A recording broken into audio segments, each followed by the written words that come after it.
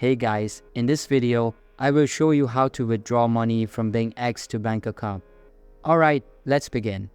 First, go to BingX and log into your account. Once logged in, hover over the icons at the top right of the screen.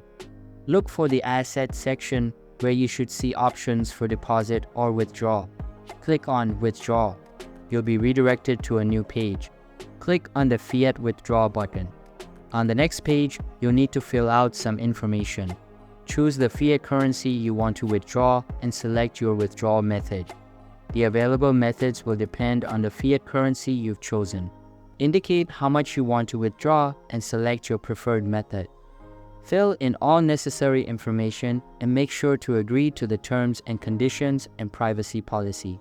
On the next page, follow the steps to confirm your identity. This is a crucial step to complete your withdrawal from BingX to your bank account. So that's basically how you can withdraw money from BingX to bank account. And that's it for this video.